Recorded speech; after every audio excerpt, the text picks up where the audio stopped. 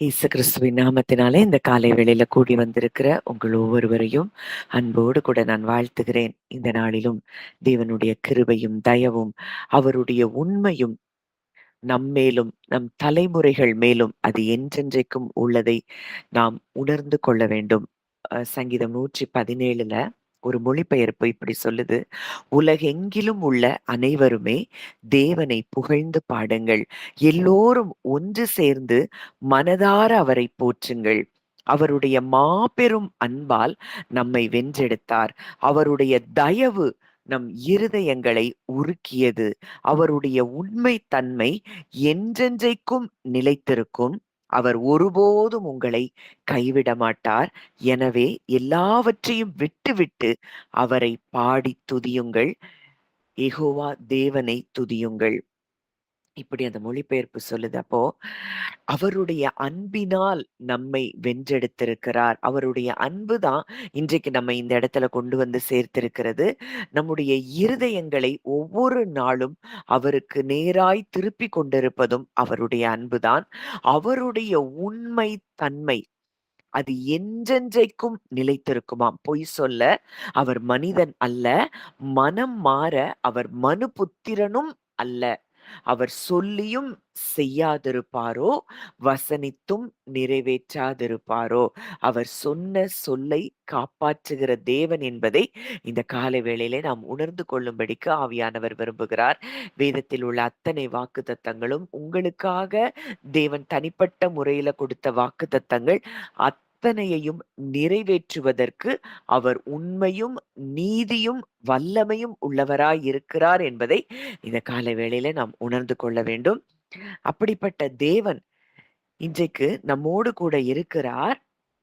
இன்றைக்கு நம்மோடு கூட இருந்து சில காரியங்கள் நமக்கு மறைவாதான் இருக்கு. சில காரியங்கள் என்ன நடக்குதுன்னு நம்ம வாழ்க்கையில் நமக்கு தெரியல. ஆனாலும் அவர் நம் வாழ்வில் கிரியை செய்து கொண்டுதான் இருக்கிறார் என்பதை நாம் உணர்ந்து கொள்ள வேண்டும்.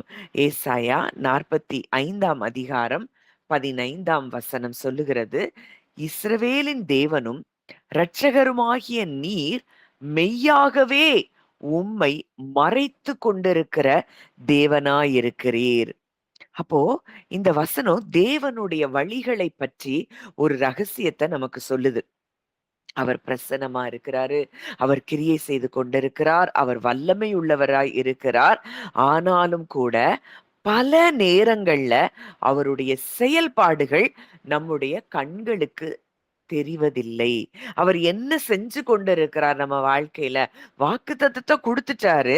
ஆனா வாக்குத்தத்துக்கு பின்பாக மறைவாக அவர் என்ன செய்து கொண்டிருக்கிறார் என்பது நாம் அறிய முடியாத காரியமா இருக்கிறது.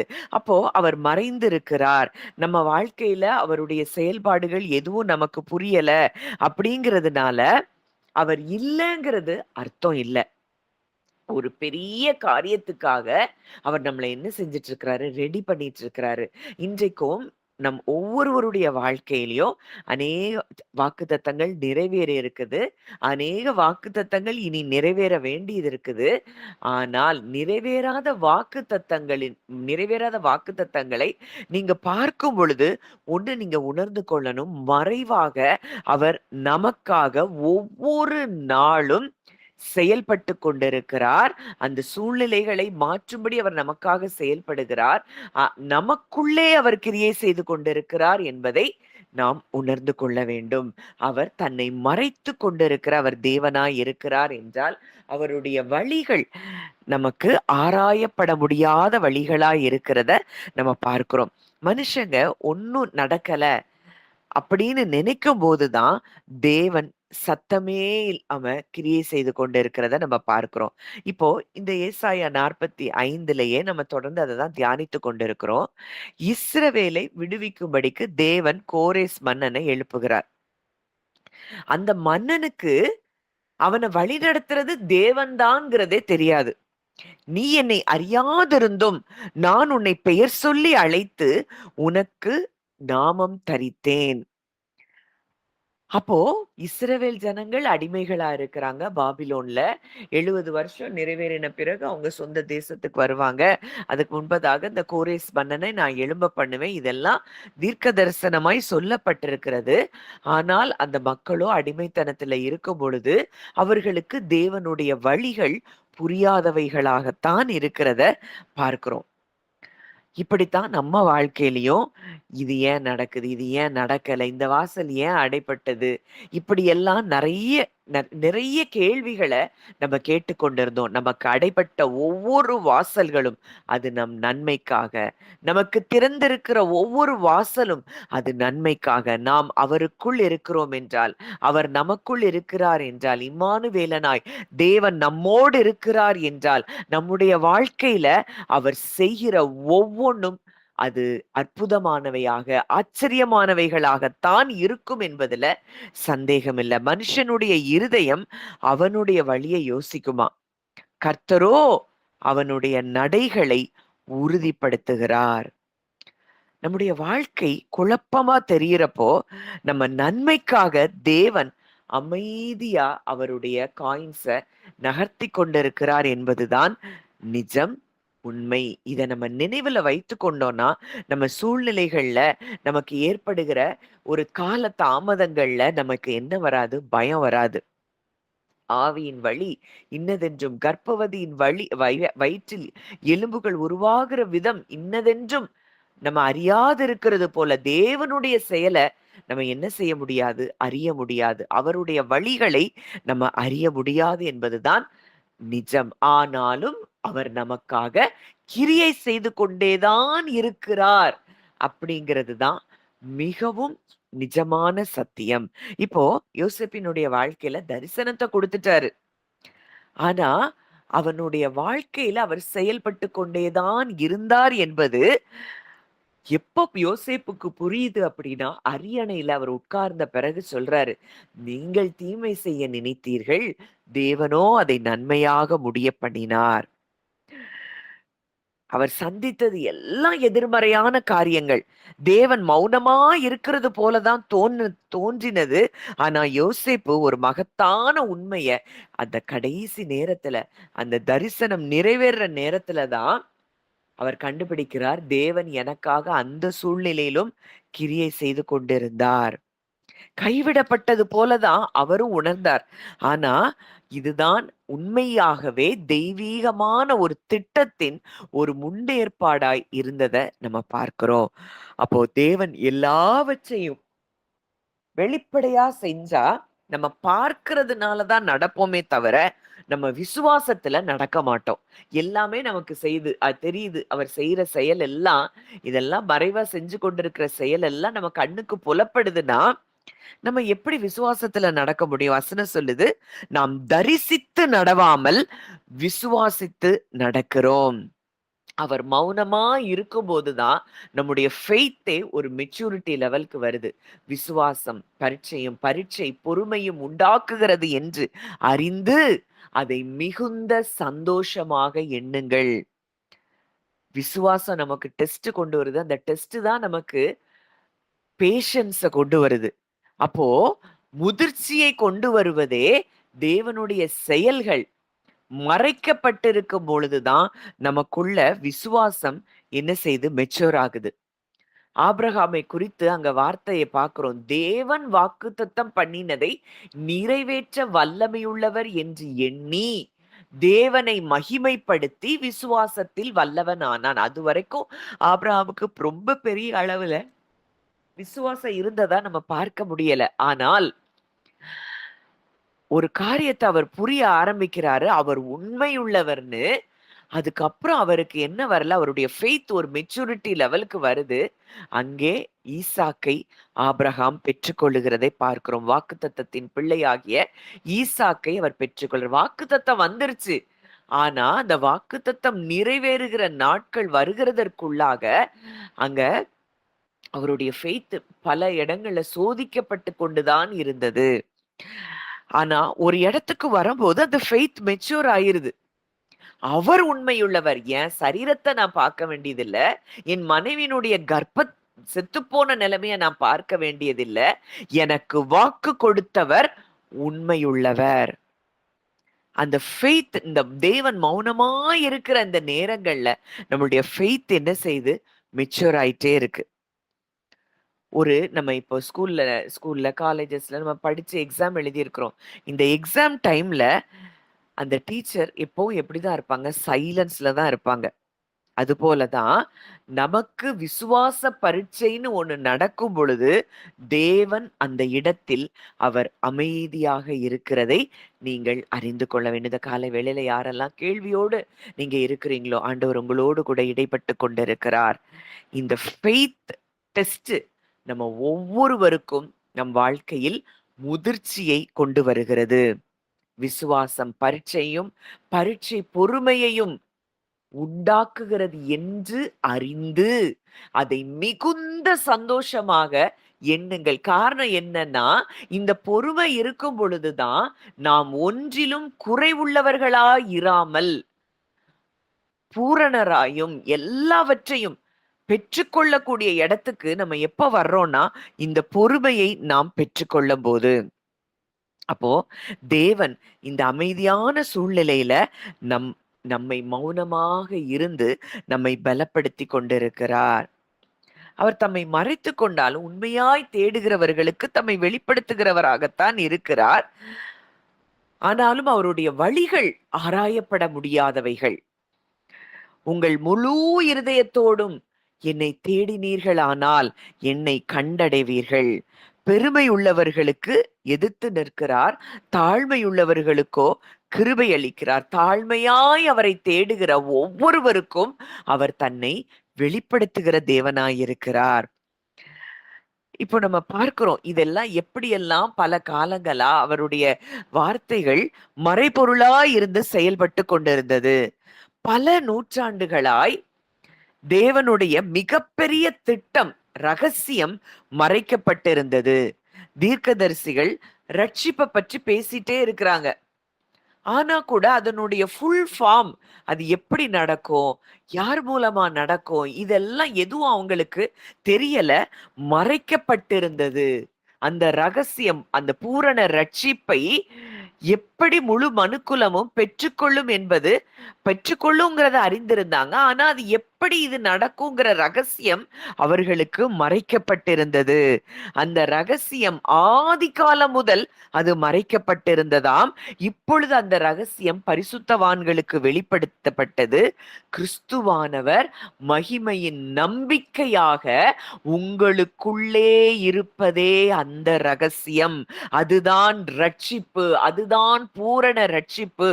இதுதான் கால கால கால காலமாய் பரிசுத்தவான்களுக்கு மறைக்கப்பட்டிருந்த ரகசியம்.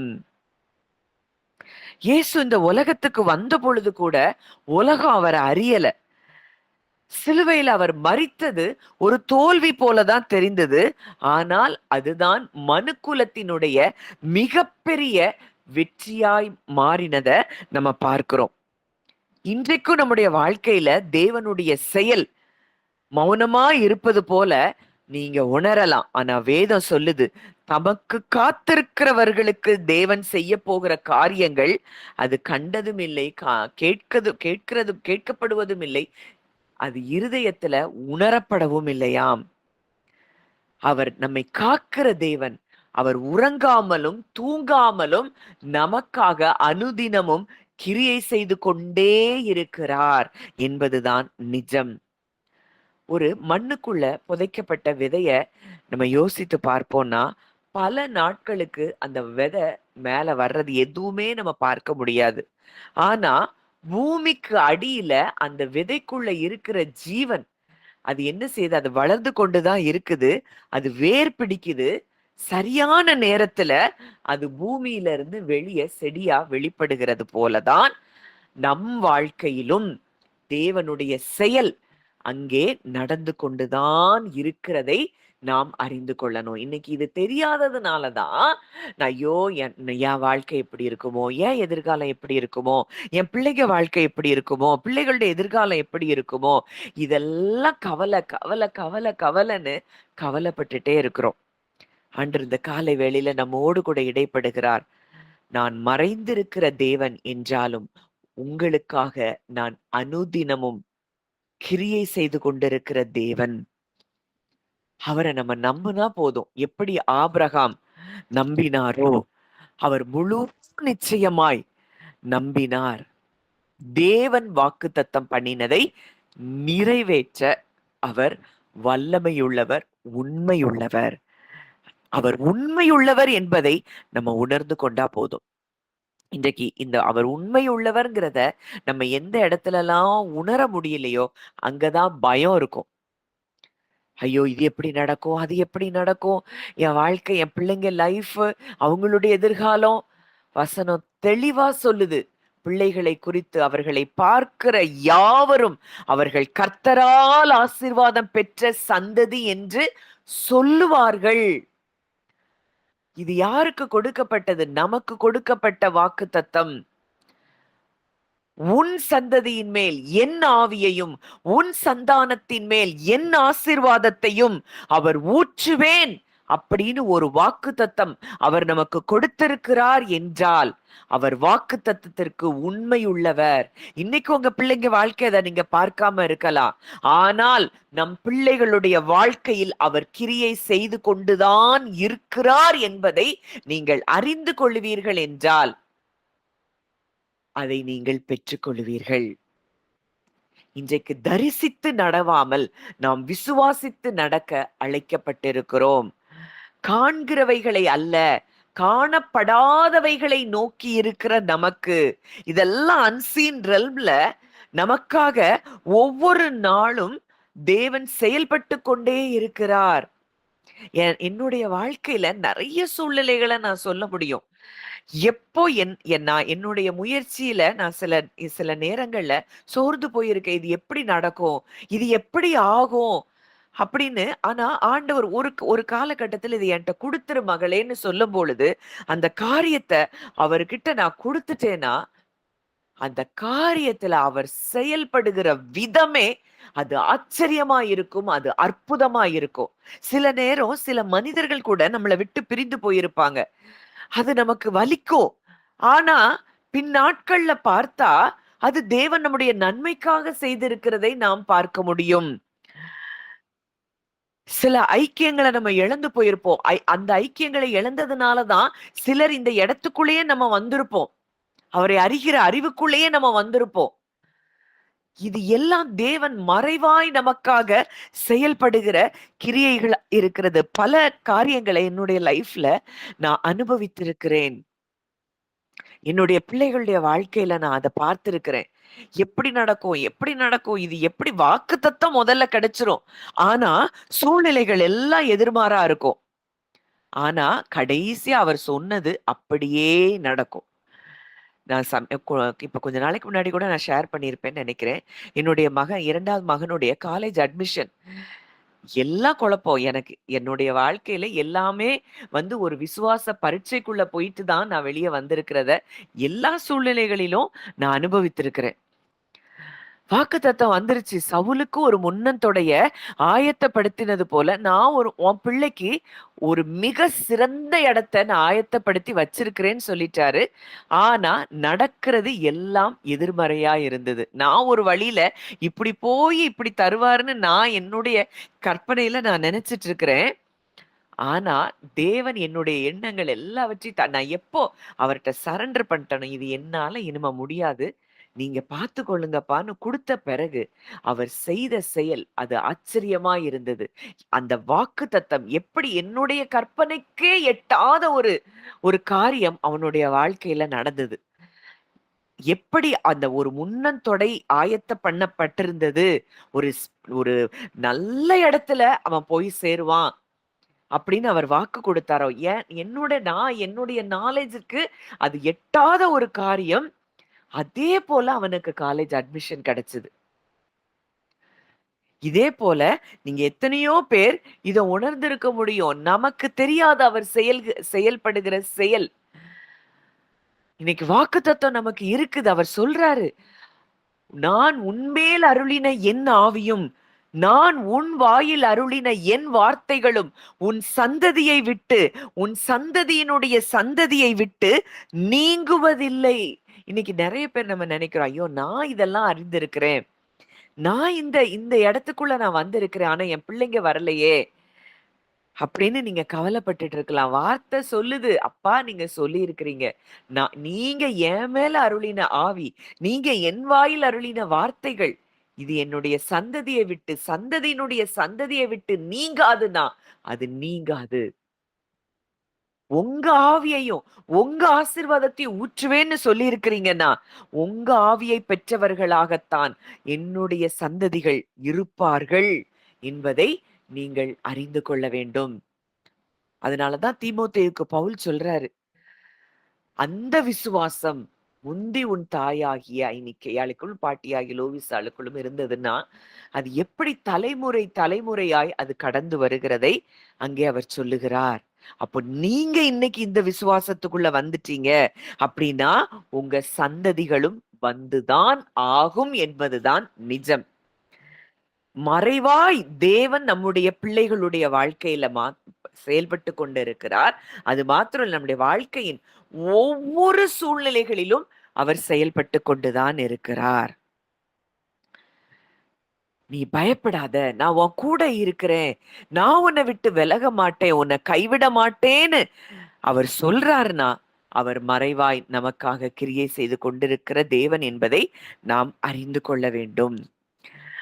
அவருடைய வழிகள் அது மனித மூளைக்கு அப்பாற்பட்டது. தேவனுடைய ஞானம், தேவனுடைய திட்டம் அது மனித அறிவுக்கு அப்பாற்பட்டது. ரோமர் 11:33 பார்க்கிறோம். தேவனுடைய ஐஸ்வர்யம், ஞானம், அறிவு என்பவைகளின் ஆழம் எவ்வளவு பெரிதாயிருக்கிறது. அவருடைய நியாய தீர்ப்புகளை அளவிட முடியாதான். அவருடைய வழிகள் ஆராயப்படாதவைகள். நம்ம அவருடைய அறிவு, அவருடைய ஞானத்தை அறிய முடியாது, அவருடைய வழிகளை ஆராய முடியாது. சங்கீதம் 77:19 பார்க்கிறோம், உம்முடைய வழி கடலிலும் உம்முடைய பாதைகள் மகா ஜலத்திலும் இருக்கிறது. அவருடைய வழி இஸ்ரவேல் ஜனங்களுக்கு தெரியல. செங்கடலுக்கு பக்கத்துல வந்த உடனே அவங்க பயப்படுறாங்க.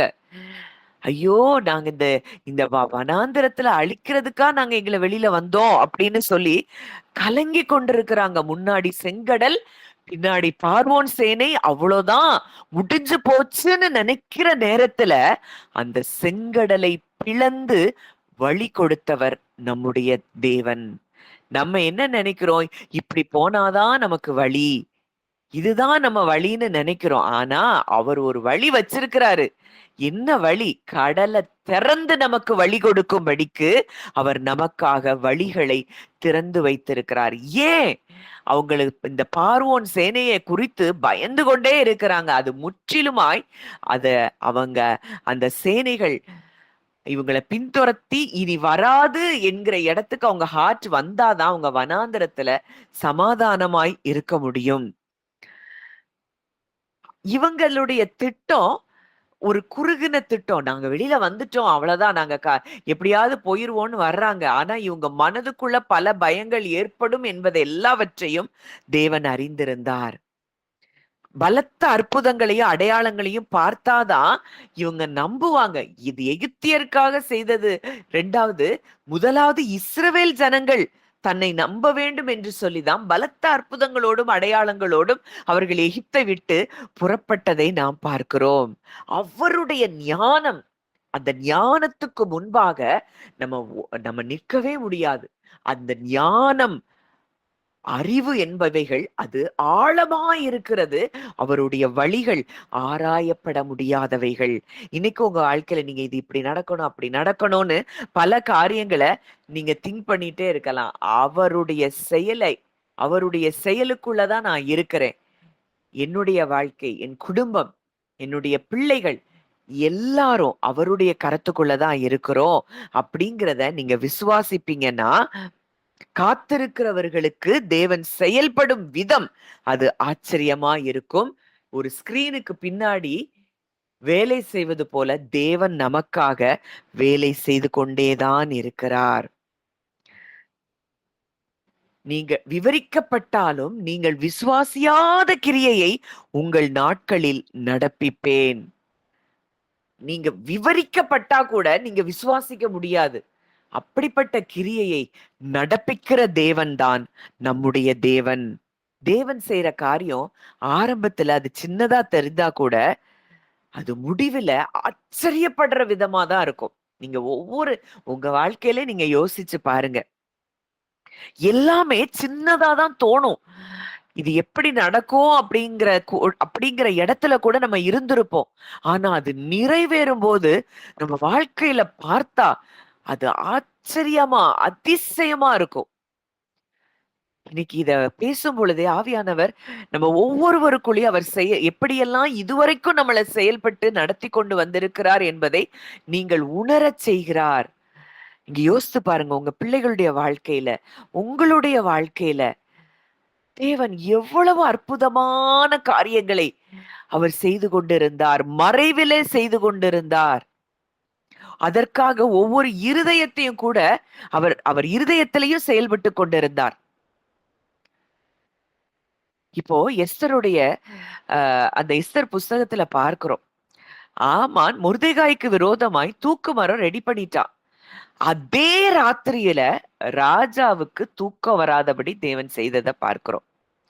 அதே நாள்ல மொர்தெகாயை குறித்து நலமான காரியம் அங்க சொல்லப்படுகிறது ராஜாவுக்கு முன்பாக. ஒரே ஒரு நைட்ல ஒருத்தன் தீமை செய்யும்படி கொலை செய்யும்படி தேடுறான்.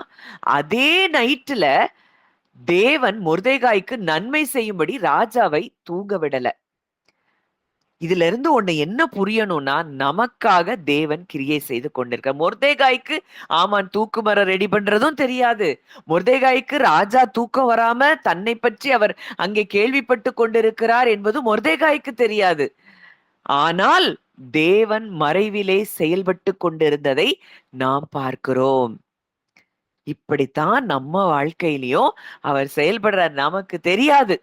யார் இருதயத்துல பேசணும், யார் இருதயத்துல உணர்த்தணும், எல்லாம் அவர் செய்து கொண்டிருக்கிறார். அங்க ஆமானுக்கு வரும்போது எவ்வளவு அதிர்ச்சியா இருந்திருக்கும். நான் இவனுக்கு தூக்கு மரத்தை ரெடி பண்ணி வச்சிருக்கிறேன். ஆனா நான் என்னுடைய கரங்களாலே இவன் மேன்மைப்படுத்த வேண்டி இருக்கிறதே. இதுதான் நமக்கு எதிராய் செயல்படக்கூடிய எல்லா சத்ருவின் வல்லமைகளும் தோற்று போகும்படி தேவன் கிரியை செய்து கொண்டிருக்கிறார். இன்றைக்கு மனிதர்கள் அல்ல, நமக்கு எதிராய் எந்த சத்ருவும் செயல்பட முடியாதபடி, அந்த சத்ரு வெட்கப்பட்டு போகும்படி அவர் நமக்காகவே கிரியை செய்து கொண்டிருக்கிற தேவன் என்பதை நாம் அறிந்து கொள்ள வேண்டும். அவர் தன்னுடைய திட்டங்களை வெளிப்படுத்துறாரு. ஆனா அந்த வழிகள் தான் ஆராயப்பட முடியாதவை.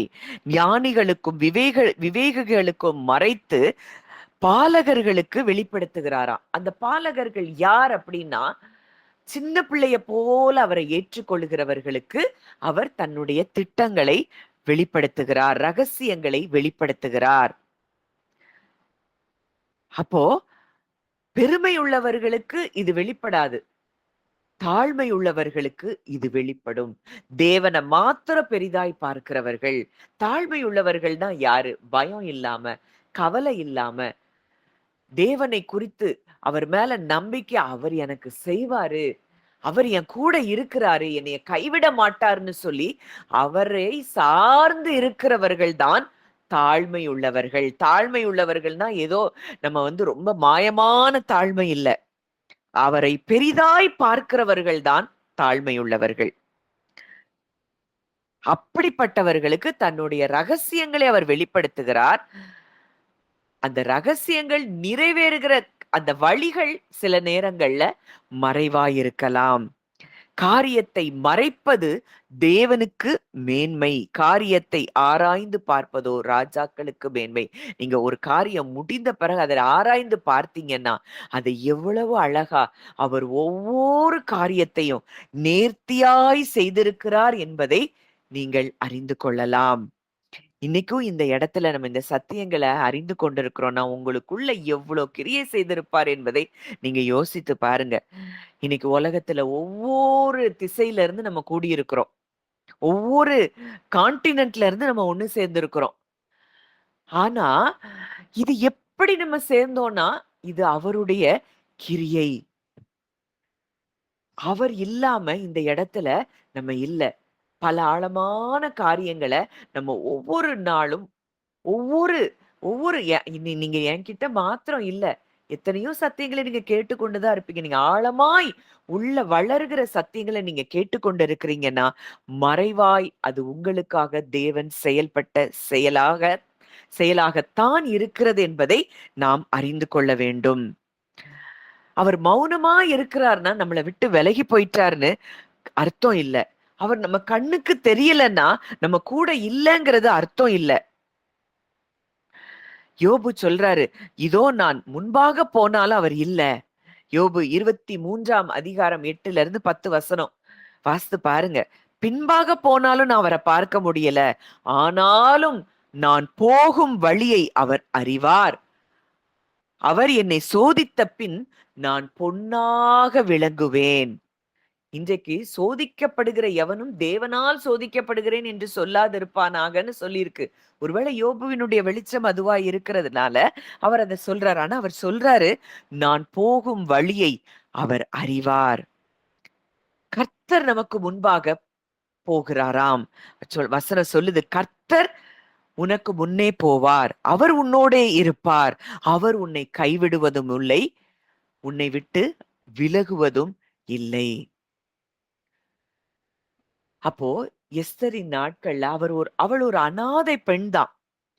ஆனா அவளை தேசத்துக்கு ராணியாக்குகிறார். காரணம், இந்த மொர்தெகாயினுடைய திட்டங்கள் யூதர்கள் காப்பாற்றப்படும்படியாய் அங்கே எஸ்தர் ராணியாய் அங்கே ஆக்கப்படுகிறத நம்ம பார்க்கிறோம்.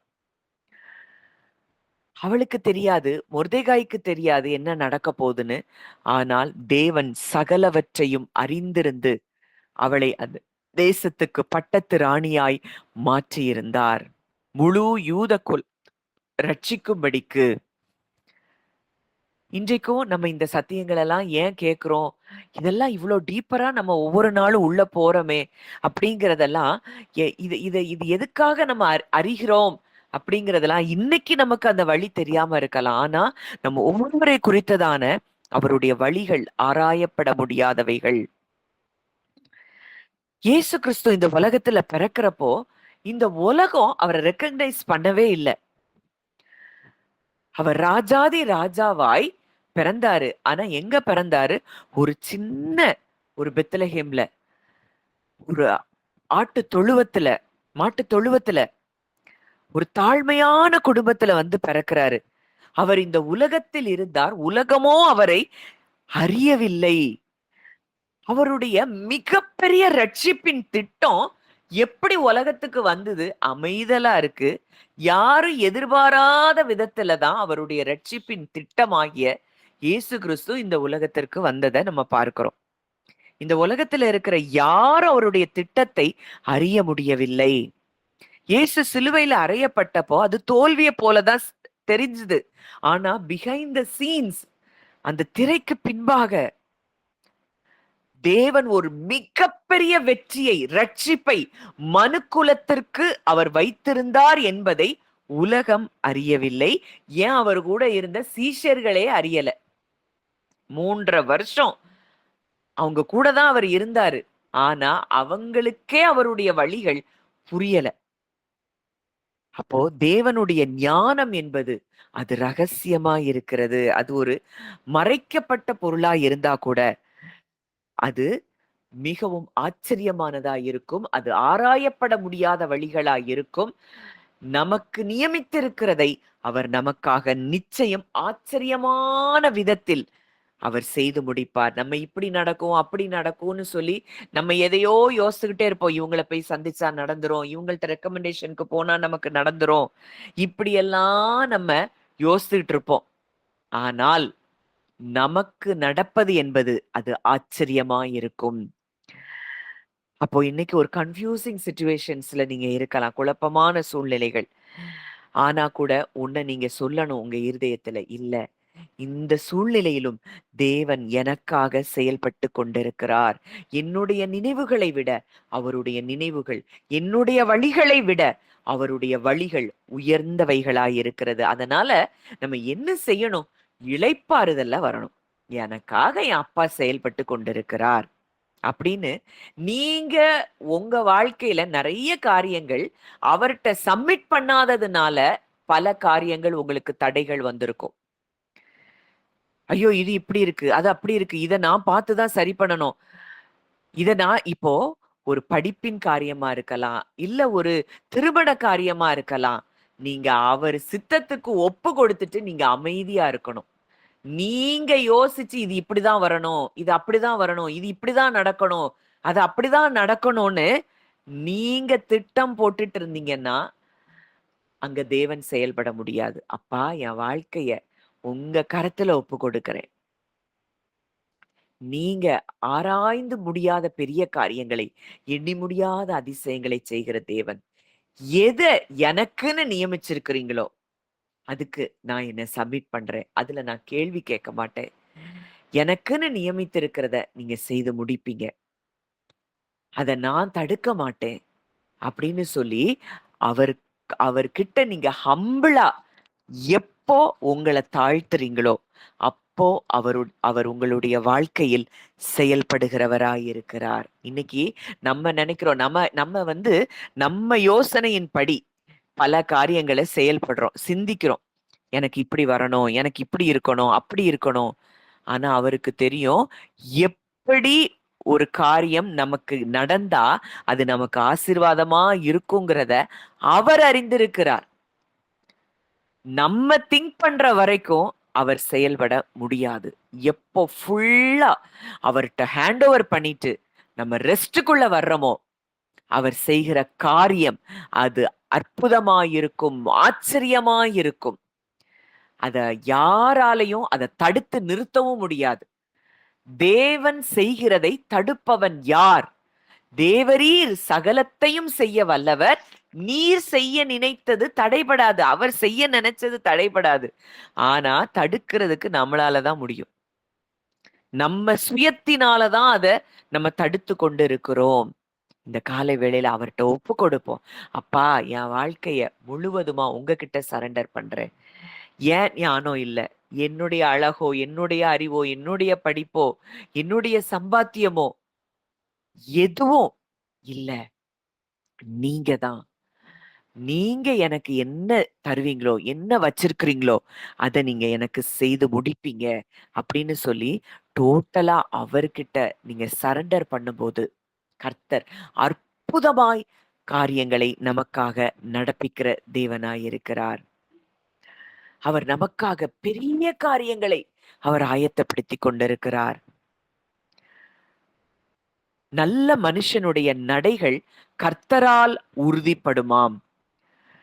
அப்போ காட்ஸ் வேஸ், அவருடைய வழிகள் மறைந்திருக்கலாம். ஆனா அது எப்பவும் அது பெர்ஃபெக்ட்டா இருக்கும். இன்றைக்கு அவர் மறைத்துக் கொண்டிருந்த தேவனாய் இருந்தா கூட, அவர் தன்னை வெளிப்படுத்துகிற தேவனாய் இருக்கிறார். அதாவது அவருடைய நேச்சர வெளிப்படுத்துறாரு. அவர் செய்யற காரியங்கள தான் நம்மளால உணர முடியாது. ஆனால் அவர் எப்படிப்பட்டவர் என்பதை நமக்கு வெளிப்படுத்திக் கொண்டிருக்கிறார். அவர் சகலத்தையும் அதினதின் காலத்தில் நேர்த்தியாய் செய்கிறவர். அதே அதிகாரம் நீங்க அந்த 19 வசனத்துல பாத்தீங்கன்னா, அவர் சொல்றாரு, அந்தகாரமான பூமியின் மறைவிடத்தில இருந்து நான் பேசல, நான் நீதியை பேசுகிறேன். ரகசியமானவரோ அவர் ஏமாற்றுகிறவரோ அல்ல. அவருடைய சுபாவம், அவர் வழிகள் ஆராயப்பட முடியாது. ஆனா அவருடைய நேச்சர ஆதியாகமத்திலிருந்து வெளிப்படுத்துதல் வரைக்கும் அவர் தன்னை வெளிப்படுத்திக் கொண்டேதான் இருக்கிறார். அவருடைய வார்த்தை, வேதம் அவருடைய சித்தத்தை வெளிப்படையா நமக்கு காட்டுது. மறைவானவைகள் நம்முடைய தேவனாகிய கர்த்தருக்கே உரியவைகள், வெளிப்படுத்தப்பட்டவைகளோ நமக்கும் நம்முடைய பிள்ளைகளுக்கும் உரியவைகள். மறைவான அவருடைய வழிகள் அது அவருக்கு உரியது. வெளிப்படுத்தப்பட்டவை அவருடைய சுபாவம், நேச்சர். அவர் நமக்காக எதையும் செய்து முடிக்கிறவர் என்பது நமக்கும் நம்முடைய பிள்ளைகளுக்கும் உரியது. இந்த பைபிள் இந்த 2 உண்மையையும் சேர்த்தே கொடுக்கிறத பார்க்கிறோம். அவருடைய வழிகள் மறைவானது, ஆனால் அவருடைய இருதயம் வெளிப்படையானது. அவருடைய செயல்பாடுகள் நமக்கு ரகசியமா இருக்கலாம். ஆனா அவருடைய குணாதிசயங்களும் வாக்குத்தத்தங்களும் தெளிவாய் இருக்கிறது. ஒரு பிரச்சனைய தேவன் எப்படி தீர்க்கிறார் அப்படிங்கிறது தெரியாம இருக்கலாம். ஆனால் அந்த தேவன் யார் என்பது நமக்கு தெரியும். அவர் நேற்றும் இன்றும் என்றும் மாறாதவர். அவர் ஆபிரகாமுக்கு ஒண்ணு செஞ்சுட்டு நமக்கு ஒண்ணு செய்கிற தேவன் அல்ல. ஆபிரகாம ஆசீர்வதிச்சுட்டு நம்ம தரித்திரத்துல வைக்கிற தேவன் அல்ல. அவர் இருதயத்தை ஆபிரகாமுக்கு வெளிப்படுத்துறார்னா, இன்றைக்கு அதே இருதயம் தான் நம்ம மேலையும் அவர் வெளிப்படுத்தி கொண்டிருக்கிறார். ஆபிரகாம் நிச்சயமாகவே நான் உன்னை ஆசீர்வதிக்கவே ஆசீர்வதித்து உன்னை பெருகவே பெருக பண்ணுவேன்னு ஆபிரகாமுக்கு ஒரு வாக்குத்தத்தம் கொடுத்ததை அவர் நிறைவேற்றி இருக்கிறார் என்றால், அவர் நேற்றும் இன்றும் என்றும் மாறாதவராய் இருக்கிறார். இன்றைக்கு நாம் அவருடைய பிள்ளைகளாய் இருக்கிறோம் என்றால் அதுதான் அவருடைய இருதயம். நம்மை ஆசீர்வதித்து நம்மை பெருக பண்ணுவதுதான் அவருடைய இருதயம். அவர் நேற்றும் இன்றும் என்றும் மாறாதவராய் இருக்கிறார். அவர் பட்சபாதம் உள்ள தேவன் அல்ல. அப்போ யோபு ஒரு காலத்துல அவர் சொல்றாரு, நான் எங்க போனாலும் அவரை நான் பார்க்க முடியல அப்படின்னு சொல்றாரு. ஆனா யோபு 42ல அவர் சொல்றாரு, என் காதுகளால் உம்மை குறித்து கேள்விப்பட்டேன், இப்பொழுதோ என் கண் உம்மை காண்கிறது. அது முதல்ல மறைக்கப்பட்டதான் தோன்றுச்சு.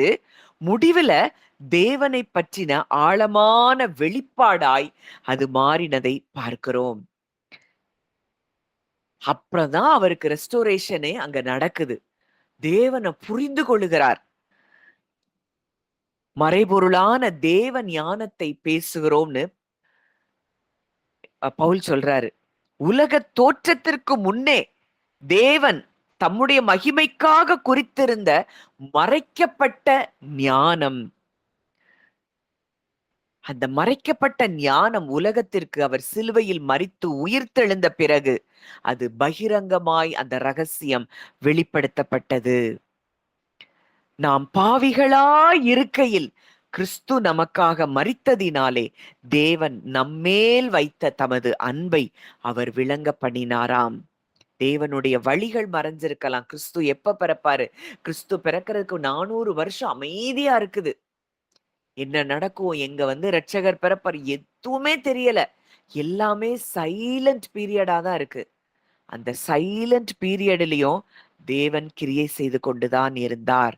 அவருடைய திட்டங்களை நம்மளால புரிந்து கொள்ள முடியாத போது கூட அவருடைய அன்பான நேச்சரை நம்ம என்ன செய்யலாம், அறிந்து கொள்ளலாம். நாம் நிச்சயம் அவருடைய நேச்சரை நம்ம நம்பணும் அப்படின்னா அவருடைய ஆராயப்பட முடியாத வழிகள் நம்முடைய வாழ்க்கையில் செயல்பட்டு நமக்காக அவர் நன்மையானவைகளை செய்கிறதை நாம் பார்க்க முடியும். சில நேரங்கள்ல அவர் மறைந்திருக்கிறத போல தெரியலாம். அவர் சைலண்டா இருக்கிறது. ஏன் ஆண்டவரே, ஏன் அமைதியா இருக்கிறீங்க? பல நேரம் நம்ம கேட்டிருக்கிற வார்த்தை, ஏன் அமைதியா இருக்கிறீங்க அப்படின்னு சொல்லி கேட்டிருக்கலாம். ஆனால் தேவன் இன்றைக்கு நம்மோடு கூட இடைப்படுகிறார். நான் அமைதியா இருந்த பொழுதிலும் நான் உனக்காக கிரியை செய்து கொண்டிருக்கிறேன். மறைவில் என் பிதா இப்பொழுதும் கிரியை செய்து கொண்டிருக்கிறார், நானும் கிரியை செய்து வருகிறேன் இயேசு சொல்றாருன்னா, அவர் நம்முடைய தேவன் நமக்காக கிரியை செய்கிற தேவன். அவர் தன்னுடைய இருதயத்தை மறைக்க மாட்டாரு. அவருடைய வழிகள் வேணா ஆராயப்பட முடியாததா இருக்கலாம். அவரை இருதயத்தை நீங்க உணர்ந்து கொள்ளுவீங்கன்னா அவருடைய வழிகள் எப்படினாலும் அவர் எனக்காக செய்து முடிப்பார் அப்படிங்கிற நிச்சயத்தை நாம் பெற்றுக்கொள்ள முடியும்.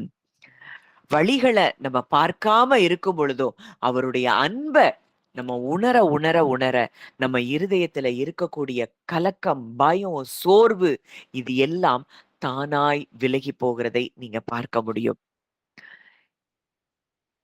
ஒண்ணு யோசித்து பாருங்க. யோசேப்பினுடைய வாழ்க்கையில, அங்க அவன் சொல்றான். அவன் ஒரு வழிய யோசித்து வச்சிருக்கிறான். அந்த பானபாத்திரக்காரன் மூலமா. அவன் போய் ராஜாட்ட சொன்னா, நம்ம இந்த சிறைச்சாலையில இருந்து விடுவிக்கப்படுவோம். ஆனா, அவனும் மறந்துட்டான். ஆனா, அவருடைய வழிகள், ஆராயப்பட முடியாத வழிகள், சில வருஷங்களுக்கு அந்த வருஷம் கழிச்சு, பார்வோனுக்கு ஒரு சொப்பனத்தை தேவன் கொடுக்கிறார். யோசேப்பு ஒரு வழிய நெனச்சிருந்தாரு. நம்ம இப்படி போயி, இப்படி நடக்குது. இப்படி ரெக்கமெண்டேஷன்ல அவன்ட்ட போனா, நமக்கு ஒரு வேளை சிறைச்சாலையில இருந்து ஒரு விடுதலை கிடைக்கும். அவனுடைய எண்ணம் என்ன? சிறைச்சாலையில இருந்து விடுவிக்கப்படணும். ஆனா தேவனுடைய திட்டம் என்ன? அவன தேசத்துக்கே அதிபதியாக்கணும். அப்போ காலதாமதம் போல தான் யோசேப்புக்கு தெரிஞ்சிருக்கும். ஆனால் சரியான நேரம் வந்தப்போ, அவருடைய வழிகள் அதனால தான் ஆராயப்பட முடியாத வழிகள். நமக்கு ஒரு சிறையிருப்புல இருக்கிறது போல இருக்கலாம். கால தாமதம் போல இருக்கலாம். ஏன் என் வாழ்க்கையில இன்னும் நடக்கலன்னு நம்ம கேட்டுட்டு இருக்கலாம். ஆனால் மிகப்பெரிய மேன்மையையும், உயர்வையும் நமக்காக கொடுக்கும்படிக்கு அங்கே தாமதங்கள் நடக்கிறதை நாம் பார்க்கலாம். அவருடைய வசனம் நிறைவேறும் அளவும் அவருடைய வார்த்தை யோசேப்பை புடமிட்டது என்று சொல்லி வேதம் சொல்லுதுன்னா, இன்றைக்கும் நம்முடைய வாழ்க்கையில ஒருவேளை சில காரியங்கள் நமக்கு டக்கு டக்குன்னு நடந்துகிட்டே இருந்ததுன்னா, இந்த இடத்துக்கு வந்திருக்க மாட்டோம். இந்த சத்தியத்துக்கே நம்ம வந்திருக்க மாட்டோம். இன்னமும் பழைய உடன்படிக்கையில அந்த நியாயப்பிரமாணத்துல பாவம், பாவம்ங்கிற இடத்துக்குள்ளேயே நம்ம இருந்திருப்போம்.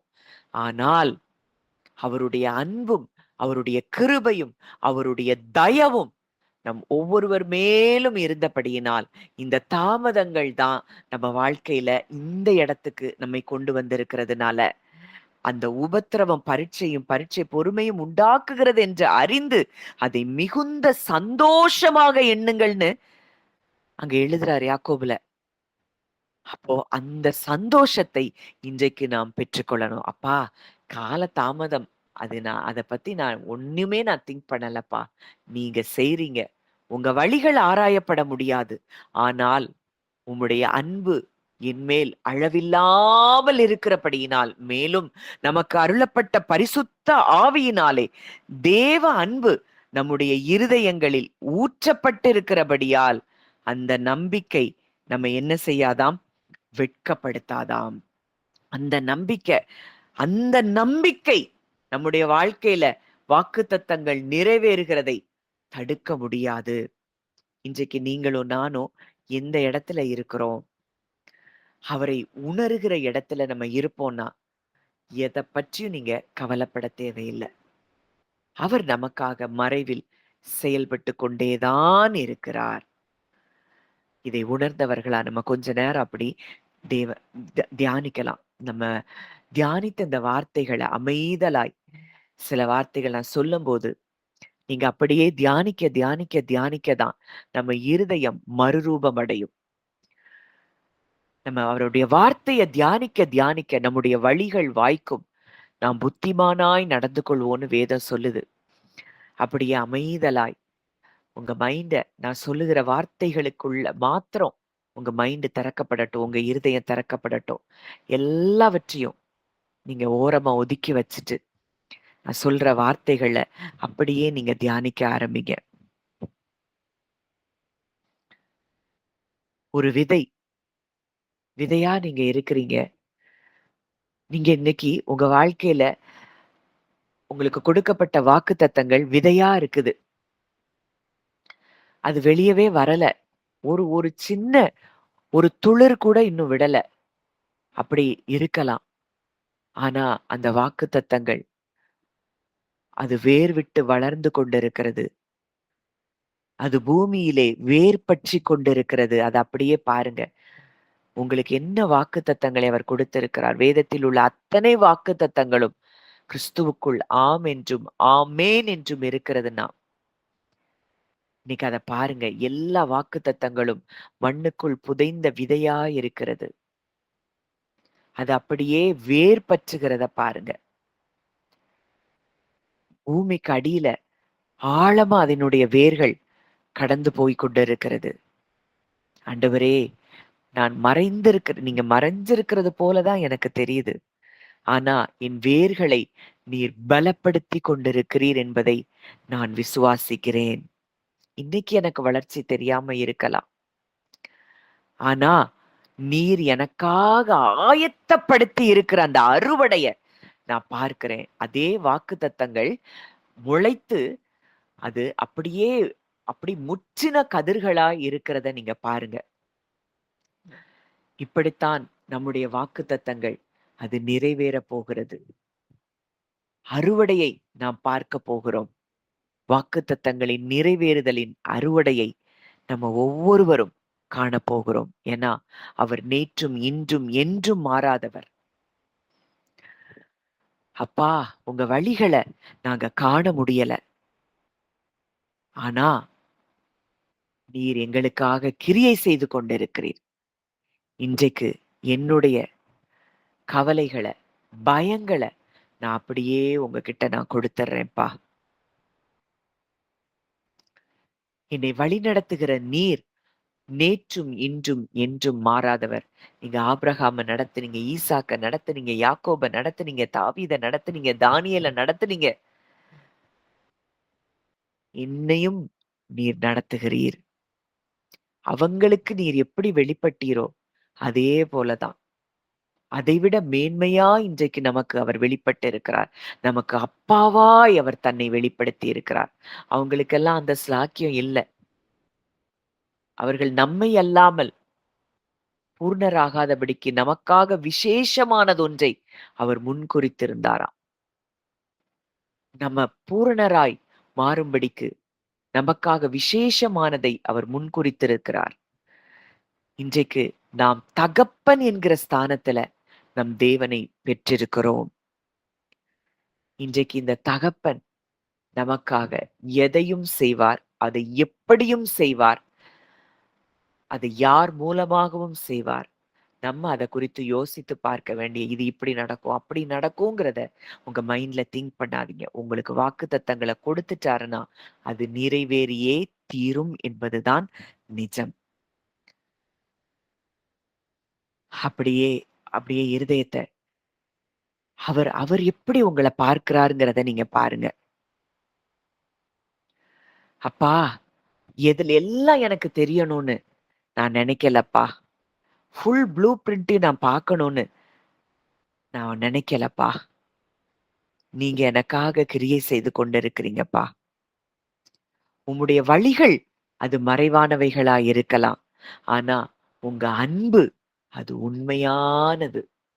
உங்க அன்பு உண்மையானது. எனக்காக நீர் மறைவிலே கிரியை செய்து கொண்டிருக்கிறீர். என் குடும்பத்தினர் இருதயத்திலே நீர் கிரியை செய்து கொண்டிருக்கிறீர் அப்பா. நான் இளைப்பாறுதலுக்குள்ள வரும்படிக்கு தேவன் இந்த காலை வேளையில என்னோடு கூட இடைப்பட்டு கொண்டிருக்கிறீர் அப்பா. உமக்கு நன்றி அப்படின்னு சொல்லுங்க. ஒரு எம்ப்ராய்டரி பார்க்கிறோம் அப்படின்னா, அந்த எம்ப்ராய்டரி போடும்போது மேற்பக்கம் அது அழகா இருக்கும். ஆனா, அதனுடைய கீழ்ப்பக்கம் ஒரே குழப்பமா ஒரு சிக்கல்களா நூல்கள் இருக்கிறது போல இருக்கலாம். இன்னைக்கு உங்களுக்கு அப்படிதான் ஒரு வாழ்க்கை ஒரு ஒரு குழப்பமா சில காரியங்கள் உங்களுக்கு தெரிந்து கொண்டிருக்கலாம். ஆனால் மேல் பகுதியில நீங்க அழகான ஒரு சித்திரமாய் உங்களுடைய வாழ்க்கை வணையப்பட்டு கொண்டிருக்கிறதை நீங்கள் பார்க்கலாம். உம்முடைய ஆலோசனைகள் எனக்கு எத்தனை அருமையானவைகள். தாவீது சொல்றாரு. இன்னைக்கு அவருடைய வழிகள் ஆராயப்பட முடியாதவைகளாய் இருக்கலாம்.